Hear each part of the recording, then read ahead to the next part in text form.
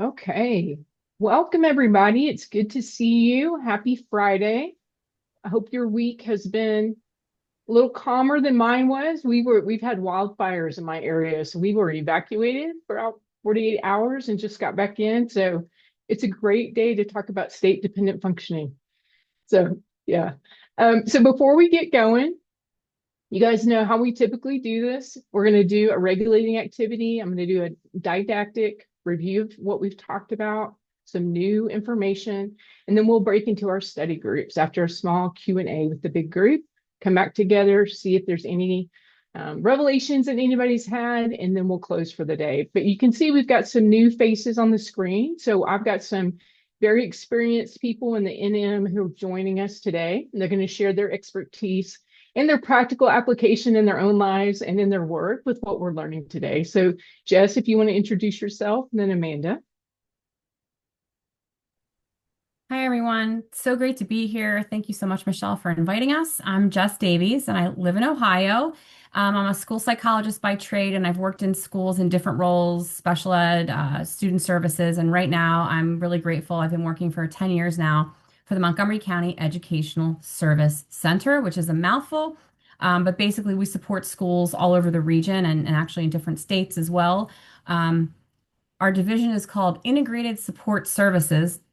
Doesn't really roll off your tongue, but we consider it the good ISS. So our job is to basically help schools break down barriers to learning that are more in the non-academic range. So mental health, prevention of substance abuse, supporting kids with trauma, attendance issues, you name it. All those barriers to learning that our kiddos these days have a lot of, and I really love it. And I was lucky enough to go to Banff in 2018. I said, this Bruce Perry, man, I think we really need to learn from him as I oversaw a school for kids with severe trauma. And it was definitely life-changing. And I am, by the way, thrilled that there's another symposium happening there in October. Super excited about that. So I've learned personally, I've gained more from probably this journey even than professionally. So super grateful to the entire NM community. I'll stop there. But a pleasure to be here with you today. Thanks. And I'm Amanda Dieter, also in the Integrated Support Services Division. I came on here at Montgomery County ESC in 2018, just after Banff. So I didn't get to go with Jess, but we're looking forward to October. But I would agree with Jess. I'm a child and adolescent therapist by trade. That's what I have done for about 20 years now. And I started doing that in the schools and then came on to Montgomery County ESC when we opened this division in 2018. And I will second and just echo what Jess says. This work in NM has been transformational for all of us. We all will say we are just better human beings, better friends, better coworkers, better partners, better people in general, not just professionals because of it. And I would say too that it has just, we are 8 years now into this journey, and we always talk about the mindset shift that Dr. Perry says, not what happened to you or what's wrong with you, but what's happened to you. And I will say that 8 years down the road, if somebody's driving like a lunatic, my first thought is not road rage. My first thought is, I wonder what their emergency is. So it really is a process, I think, that we're all coming to. We joke about how, yeah, state dependence is real. We still like lose our mind. The one that gets us the most is like, put your shoes on and get out the door in the mornings. But it truly is transformational work. So we're thrilled to be here. Thanks for inviting us, Michelle. Thanks. Thanks for being here. All right. Well, I just want to see if there's any questions or confusions we need to clear up before we go into our regulatory activity. Anybody? No? All right. Go ahead, Jess. Did forget to say one thing that's pretty important considering we're talking about early childhood today is that back in 2018 when we learned about NM and the brain and how important it is from from the utero to age 5, we sat on a park bench, superintendent and I, and said, God, wouldn't it be amazing if one day we could create a preschool and partner somehow with Bruce Perry and this work and help kiddos before they're labeled emotionally disturbed and all of that. And it was literally a dream. And we just said yesterday, like our dream came true. So over the past several years, we've been able to work with Dr. Perry and the team to have a preschool where we have little ones come with lots of different trauma and hopefully help prepare them for school without necessarily labeling them. So I did want to share that with you all. All right, so regulation, we really feel like I will do a short activity. Always like to include breathing, and I'm going to use something that I use on a daily basis when I'm feeling a little my state dependence is going in a different direction and a little dysregulated.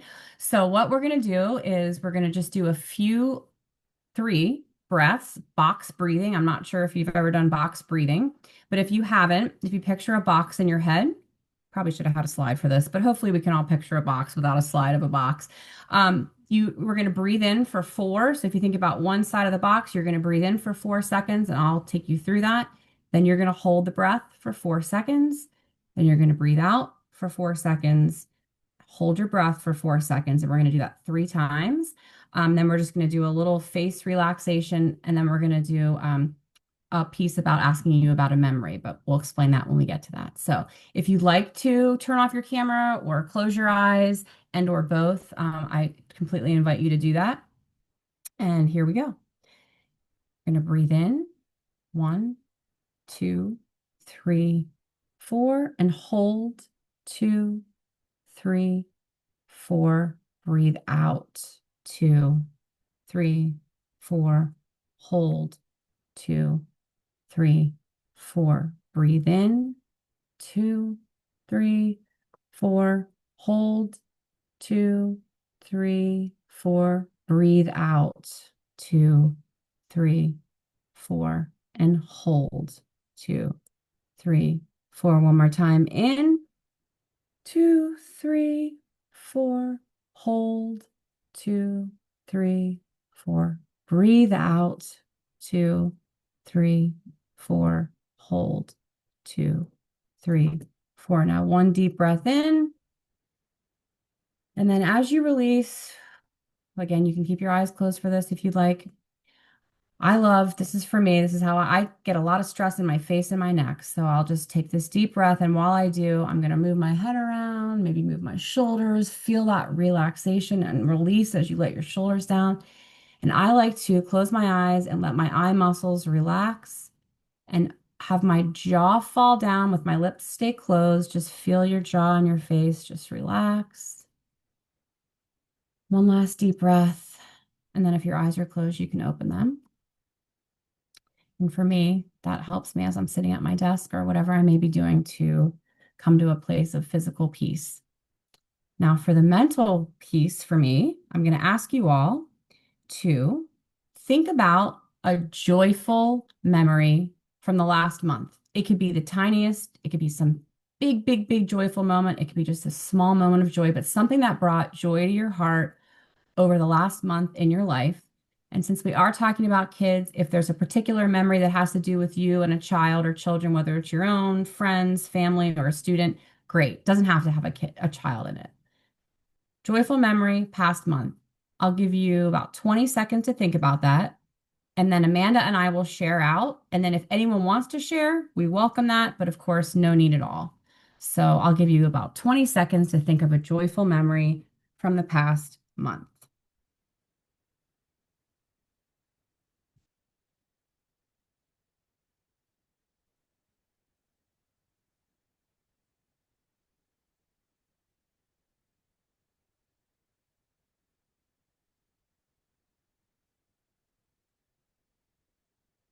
All right. Hopefully you're feeling a little smile on the inside or out, thinking about your joyful memory. And I'll start and then I'll pass it over to you, Amanda. Okay. Okay. All right. So I did think about this earlier when I thought about doing this activity. And what popped into my head, I have a 4-year-old. I should have said that. I'm a parent too. I have a 23-year-old, a 21-year-old now, a 10-year-old daughter, all daughters, and then a 4-year-old son, Charlie. So we're a little cuckoo, and I'm 50. So woo, I'm exhausted a lot of the time. But anyway, I was busy doing something for work. I'd come home, I had to finish something, and he came in. It was warm out, and he's like, "Mom, can you come play with me outside?" And there's part of my brain that's like, no, I can't, buddy. I got to do work. And I thought, no, Jess, do it. Go outside. So anyway, we went out. huge pile of snow that was still melting. Again, I mentioned Ohio, and he has this dump truck he drives around with an actual little thing that he can put stuff in and dump out. And he hadn't done that since last spring or summer. Anyway, we shoveled snow in, we dumped it out, we collected leaves, and honestly, it was the best part of my day. And it just made me so happy. And I am so glad that I didn't stay doing whatever I was doing in the kitchen on my computer. So that's my moment. How about you, Amanda? So I have a 9, almost 10-year-old and a 6-year-old, little girls. And my 9-year-old a few years ago decided she was going to celebrate Valentine's Day, and informed me a week before Valentine's Day that we were having a party. And I was like, hey, time out. What are we talking about here? But I also love those moments for my kids to just experience joy and celebrate with their friends. And I love to throw a little party. So we've been doing this for the last few years. And this year we went, both my girls had 1 to 2 friends who came. We got a manicure, we went and got pizza, we did crafts, we had fun together. And the moment of joy in that, the most for me, was seeing my kids each have at least one friend that it's not competitive. It's just they want to see each other be happy, see each other succeed. And even the way that they share with one another, it's not about like, even my kindergartner, I'm playing with this. It's making sure that we each have this. And it's just, I feel like it's out of the ordinary these days, especially at that 9, 10-year-old age. And it was such a moment of joy to just feel like I could take a breath. My kids each have at least one friend who wishes them well, and they wish well. And it's a wonderful experience as a parent to feel like your kids have that. So is there anybody else who wants to share? You can just unmute and share. You can share in the chat. We'll give you a minute to get brave.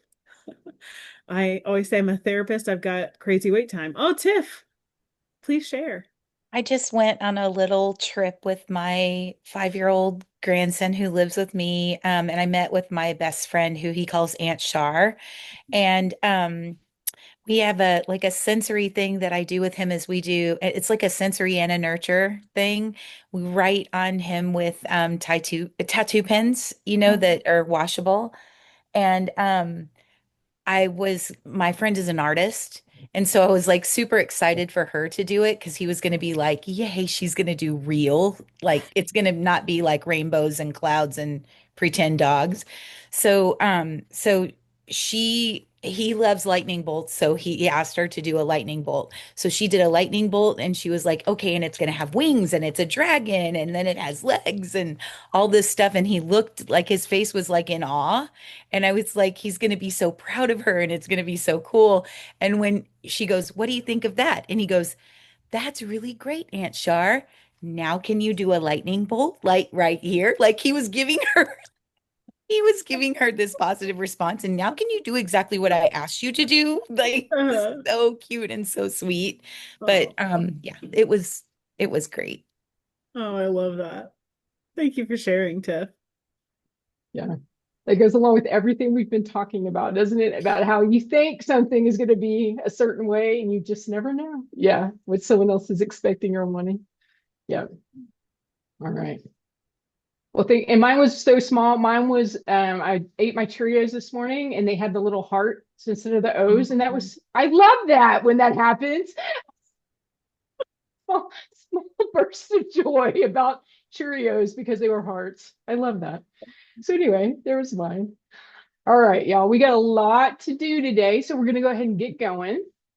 And I'm just going to remind y'all again, hopefully we're in a place where we can learn. I know everybody's got a lot of stuff, a lot of plates spinning, a lot of things going on. And so just remember, there's going to be some words that you're not accustomed to. There's going to be a lot of words on the slides. We're going to break them down. We're going to go slow. We're going to repeat them over and over again. So don't try to get too hung up on, I don't know about that. I haven't heard that.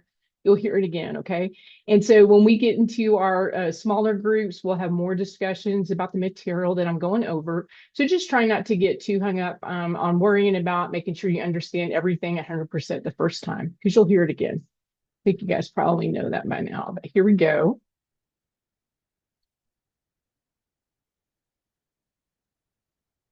All right. So we are talking about state-dependent functioning today. Remember, we've talked about how Depending on your arousal state, that calm, alert, alarm, fear, or terror, any one of us on any given day, any given moment exists along that continuum, and how where we are on that continuum affects the way we think, the way we feel, the way that we behave. And so today we're going to talk about how that state dependence affects development, because what we know is that dysregulation, so being dysregulated, causes some disruptions to how we develop. And we're going to talk about why that happens and how it happens. So these are our lofty goals for what we're going over today in session 4. We're going to review the basics of the stress mediating role of the core regulatory network, or the CRN. We're going to go over that. So if you're like, I don't remember what that is, we're going to review it. We're going to discuss how the neurotransmitters, such as dopamine, serotonin, norepinephrine, et cetera, don't worry about remembering those, just know that they're neurotransmitters of the CRN, are morphogens during development. We'll talk about what that is and why that's important to understand. Learning how different patterns of activation for the CRN leads to different organizing input to important areas of the developing brain. And then learning how stress, we've been talking about this the whole time too, but stress and distress interfere with optimal repetitions during development, resulting in developmental lags and sometimes disorganization. So right now, I know this seems like really big things and it seems like really hard material, but we're going to break it down piece by piece, and it's going to make sense for everything that we've been talking about. Now, I'm just sharing this to get it back oriented. You guys have seen it several times now, this upside down triangle, but just to remember what we talked about how the brain develops from the bottom to the top, how it processes information from the bottom to the top, which is going to be really important for a discussion today. So just again, looking at everything that's on this one slide, we've talked about all the external sensory information coming in from the outside world, everything you hear, smell, taste, touch, feel, coming into this lowest, most primitive area of the brain first to be sorted. So it takes all of our experiences, especially our relational experiences, filters it against that to try to make sense of it, to know what it is in order to predict what's going to happen in order to keep us safe. So all that external information coming in, and then the internal information. So information coming in from our body about whether we're hungry or tired or thirsty or need to go to the bathroom, also is sending signals to this area of the brain to be made sense of. And remember how we talked about, you get that information, hopefully you're able to override some of it and tell yourself, I can hold off till this is over with before I go to the bathroom or before I go do something else. And so trying to mediate all this information coming in from the external world and internal world. And then how, depending on what information comes in, if there's something that's known to us that we say, that's no big deal, we know how to handle that, or if it's something novel, might send up a little threat response that says, we're not sure what this is. But knowing that this information is getting sorted to that lowest area of the brain, and then signals are sent to other areas of the brain, if necessary, and to make sense of the rest of it. And so we've talked about top down. So from the cortex, you can talk to yourself, you can take deep breaths, you can do all these things. Say, I need to take some deep breaths. I need to think about this, have that top down regulation. And then we've talked about that bottom up, which is more efficient and more effective, but we often forget about it. And it's those rhythmic, repetitive, patterned activities like we do with a baby or an infant that helps regulate those systems from the bottom up that can really help us get settled into a more regulated state so that we can perform a little bit better. So this is just a review. I know you guys have seen this, but because we're going to be talking about all of these systems and how they're impacted. All right, so the first thing we're going to start with, this is a new word. It was a word I wasn't accustomed to, but morphogen. And so if you just hear that word, it's a little alerting, but if you think and break it down to morph means to change, and then ogen means a source of change. So together, it's a source of change is what a morphogen means. And so I think we all, yeah, that makes sense. I know what to morph means. And so we're going to talk about morphogens. And then we're also going to use the term differentiated, which is a word that you probably know, but we don't use very often just in everyday language. And so differentiated means to become different or to identify the differences between things. So differentiate to make it something individual, different than something else. And so we're going to talk about that word as well. So morphogens in the brain sends specific organizing and differentiating signals, so signals that tell it what to be, to undifferentiated neurons, shaping the development of neuronal networks in higher areas, such as the limbic and cortical regions of the developing brain. I'm going to break that down a little bit more. So morphogens send signals to specific neurons that are waiting to be told, what am I going to be? What are we going to do? And tells them what they're going to be made into. And depending on what kind of signals you're getting, so if you're getting organizing, consistent, predictable signals, it will develop more typically. But if you get severe, unpredictable, erratic pattern signals, it can disrupt that development. So we're going to talk some more about that. So the neurotransmitters that you've heard of before, dopamine, serotonin, norepinephrine, GABA, all these different things of the CRN are morphogens, meaning they can create change in those pathways. Now, I think we kind of understand that early on with that lower brainstem area, but we're talking about how these signals then also impact the cortical regions, which are the higher regions that have to do with thinking and abstract thought and language and time, and also the limbic region. It has to do with those emotional areas. So not just that brainstem area that has to do with kind of primary functions and then also taking in sensory information, but because that's the foundation for the rest of these signals to be organizing or disorganizing those systems farther up. So when stress and distress create extreme, prolonged, and unexpected patterns of activation, these morphogens can alter the normal trajectory of the limbic, and the cortical areas of the developing brain. So this is one that you guys have seen before, but we've talked about patterns of stress.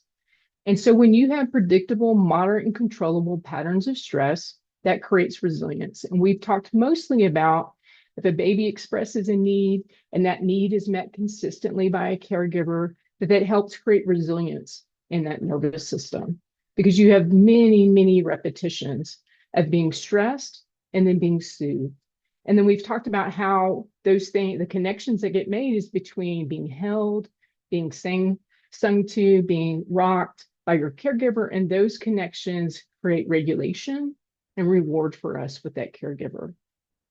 And we've also talked about if you have a pattern of stress that is unpredictable, extreme, and prolonged, it can have a sensitizing effect, dysregulating effect. So, one of the easiest ones is to think about COVID and how that kind of reset all of our baselines to be more sensitive or overly reactive. But this can also happen if you didn't have consistent caregiving, if someone wasn't able to be present, attentive, attuned, and responsive. When your needs were expressed, they weren't soothed by a caregiver. So those associations were not made with another adult, your caregiver, providing this regulation, this safety, and this reward. And we talked about how it could actually create the opposite, where if you had a caregiver who was distressed, who was overwhelmed, maybe abusive, maybe aggressive with you, it even would create these associations that said another person or a caregiver is more harmful than helpful, dysregulating and unsafe instead of safe and regulated. So this is everything I talked about. It's just in one big slide to go over again. Morphogens in the brain act on undifferentiated neurons. So neurons that are in development that are waiting to be told what they're going to do, how they're going to perform. They send specific signals to organize them or differentiate them. And then we know the neurotransmitters involved with these systems, but they play a role in shaping the higher networks as well. So those limbic system, emotional areas, and then also the cortex that has to do with thinking, language, and time. So when stress and distress create extreme, prolonged, and unexpected patterns of activity, the morphogenic signals can alter that developmental trajectory. So instead of being organized and regulated, becomes sensitized, so overly reactive and disorganized in the way it develops. And these are the things we've talked about. What can cause those disruptions? I'm sorry, I lost off for a minute. I'm back. And so y'all have already seen this once, but just to review, especially in utero, so when those lower foundational brainstem areas of functioning are being developed, if there's alcohol use, if there's drug use, if there's malnutrition, chaos, distress for the mother, this can cause those areas that when they're in development to be disorganized. And then at birth, anything that disrupts the bonding and attachment period. So it could be the child is taken away from the mother, maybe the child's in the NICU, maybe the mother is unable to, because of being depressed and overwhelmed and not having supports in place to respond the way they want to. But anything that disrupts the attachment and bonding system causes our stress response to stay sensitized, to stay at a high rate without being soothed by that caregiver. And so we know that domestic violence would be an example that would cause disruptions to this, maternal isolation, postpartum depression. And then if the mother herself did not have a great history of caregiving and has not been given the support and resources to learn something different, can only give to the child what's been given to her, right? And then a sensitizing pattern of stress response activation. So anything that causes a prolonged stress response. So chaos and unpredictability, out of group experience. We talked about being a part of the group, having belonging is what creates safety and regulation. When you are outside of the group, you're vulnerable because we need the group to survive. So anything that makes us feel outside of the group, and that can be due to gender, economics, identity, racism, all those kind of things. Exposure to violence, obviously, physical, sexual abuse, humiliation, and shaming. Again, shame is kind of tells us we aren't a part of the group, right? There's something wrong with us and we're outside of the safety of the group. Those things can cause a prolonged stress response that doesn't get soothed.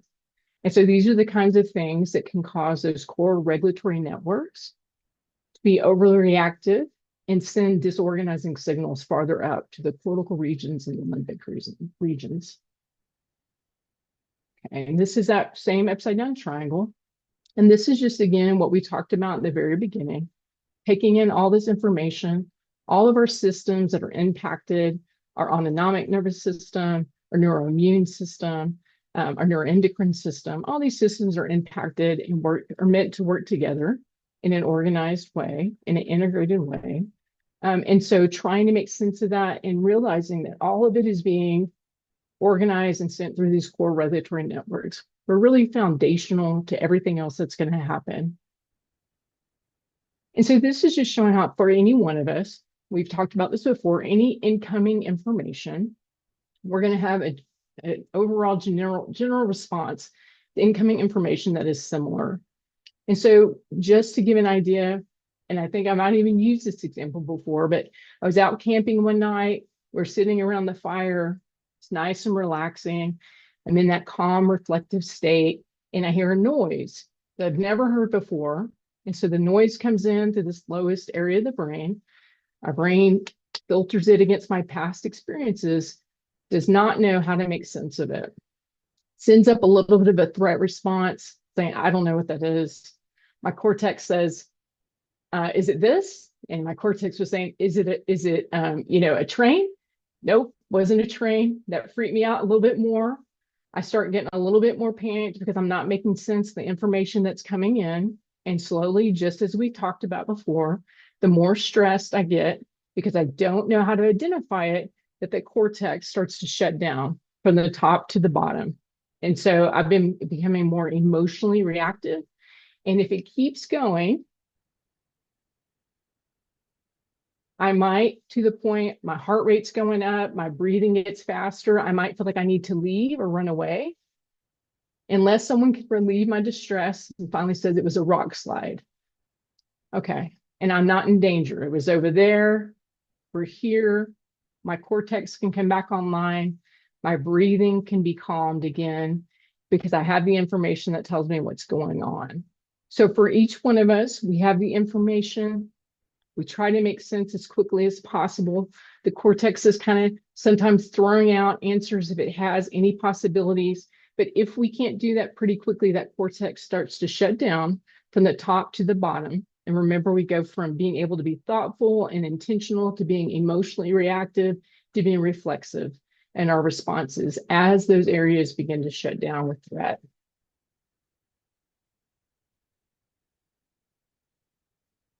So here's the same thing I just described, but in a different form. And again, there's a lot of information on this slide, but this is that upside down triangle showing you which areas are open for business. And then this is a sense of time. This is the primary brain region that's activated. And then our cognition and mental state. So as I was talking about sitting around that fire, nice and calm, my brain's open, I'm being reflective, I can be in the moment, I can be emotionally and physically present, take in things, but not be too concerned about them. I can think about the future. Because I'm in this nice, calm state, I have access to being reflective and I can think about things in a different way. But as soon as that sound came up, drop that pretty quickly, more of an alert state, trying to get more information. And you can see how our sense of time, our concern starts narrowing as it starts shutting down. So now instead of thinking about the future, thinking about more about being here, the days and hours, my limbic system is a little bit more activated, not just the cortex, more concrete. And then as it keeps going, you can see again, we get to the more middle area of the brain, the more limbic, more emotionally reactive. We become only concerned about hours or minutes immediately surrounding us. And then again, the lower we get, if we were to get into this fear and terror state, minutes, seconds, and to the point that when you're in that terror state, complete loss of time. So as we drop, we get more primitive in our responsive, we get more reflexive, and we are no longer concerned about anything other than what's going on right in the moment. So I was just talking about, we had wildfires this week and I was evacuated from my home. And I had to go to Facebook to keep getting alerts about how close the fire was, how much damage was being done. And so I have these different interests that I follow, maybe recipes, maybe arts and crafts kinds of things. And so when I'm in this nice, calm state, looking at that, it's nice and relaxing for me. But when I was down here and I was concerned about my house and my animals and my family, when I was looking through Facebook, trying to get the information, all those things were really irritating to me because I did not have the capacity or the privilege of being able to be nice and relaxed and think about those extra things. I could only think about what was happening in the moment that was related to my survival. And that's how all of us get. The more threat we feel, the more stress we feel, the more tired we feel, the narrower our concern becomes. It becomes very much about physical integrity and not about anything outside of us and in the immediate moment, not anything in the future, because that's where survival is the most important. All right. And then this is showing just, again, this is a different way to look at it and think about it to see what makes the most sense. But this is when the higher brain networks are receptive to organizing input. So when you're regulated, you have an external focus, you're calm, you can think about other things, you can think about what's going on internally. And so we call this kind of active alert, where you can learn. So the cortex is open, you can take in everything, you can think about what you already know, compare it to what you're hearing, try to make sense of it. And it's a nice receptive state to being able to take in information and learn. However, again, when we get stressed, when we're dysregulated, that cortex starts to shut down from the top to the bottom, and we continually become more concerned with our survival and our safety rather than being able to hear, learn, language, time, all of that goes offline. And so it's no longer receptive, it's offline to any of that incoming information, and we become very focused internally on our survival. Michelle, can I just add one thing? I think Please. As I'm thinking about all of this and I'm thinking about those morphogens and I'm thinking about the messages that are being sent, especially in those early years where like we know that the development of the brain is so crucial, it's so critical. And if we're in this state, this highly dysregulated state, a lot of the time, we know that we've developed the sensitized stress response, and the messages and the signals that are trying to be sent to the cortex in this state. We can visually see it here, I think, in this picture, that the opportunity for the cortex and the limbic system to develop in a typical way, and for all of those skills to come on board like they should in a typically developing brain. We just don't have the capacity for that. And so this is, I think, a visual of like how we can see that the capacity isn't there, and this is how that kind of like misfiring goes with those morphogens to the cortex. And even the slide with the little storm clouds and the lightning, you know, it's kind of clouding and shutting down all of those parts that we need kids to be developing crucially at this age. Yeah. So I just think it's and as I'm looking at it, I'm like, oh gosh, it's so vital. And then we have all of these little ones with these really sensitized stress response systems that are making it so difficult Yeah. To be able to develop that typical brain. Yeah. And that was a great point. Like, so if all this information is trying to be sent, and this is as much room as you have, right, to organize, it's not open, you're just regulated most of the time. There's such a narrow interface there, right? Not as much capacity to be able to get those organizing signals. And so they're disorganized and the patterns are erratic, and it's not creating that nice regulated balance system. It doesn't even can't affect the system the way you want it to, because it's shut down so much of it's dysregulated all the time. Yeah. All right. And so this is pretty much what Amanda was just saying. So stress and distress interfere with optimal repetitions. So again, think about if you're not open for business, if that cortex is shut down, there's not enough information. The repetitions of information are not making it there during development, resulting in developmental lags and sometimes disorganization. And so we talk a lot about, especially kiddos who've had complex backgrounds, that developmentally their age is usually much younger than their chronological age. And it's for this reason, because if you're dysregulated, if you were so concerned about survival and stay in that state most of the time, the brain, the cortex, and the limbic areas are more shut down, and they're not able to receive the number of repetitions necessary to organize the way they need to. So this is a different way to view this. And I'm going to go through this one really fast, but just when you're calm and satiated, again, you're receptive and responsive, you're able to receive information, everything's working together, communicating, sending out one information you have access to that you need. Nice state, but as you get maybe just a little bit in a learning space, not where there is some demand on you, a little bit shut down, just because to actively learn, you can't just be reflective. You have to be externally focused, not just internally focused. And so again, it's shutting down from the top to the bottom, get a little bit more concrete, a little bit more rigid. And then again, as you get more dysregulated, more of those areas and those functions are going to be shutting down. So you become more primitive, more reactive in the way that you respond. Remember, we talked a little bit, it doesn't mean like each specific thing is completely offline, but it's less accessible to you, and you'll become more emotionally and reflexive as you get more dysregulated, if it's not alleviated, to the point that you'll be more instinctual in how you respond if you stay in this state or you move into that fear and terror state, only concerned about your safety and bodily preservation.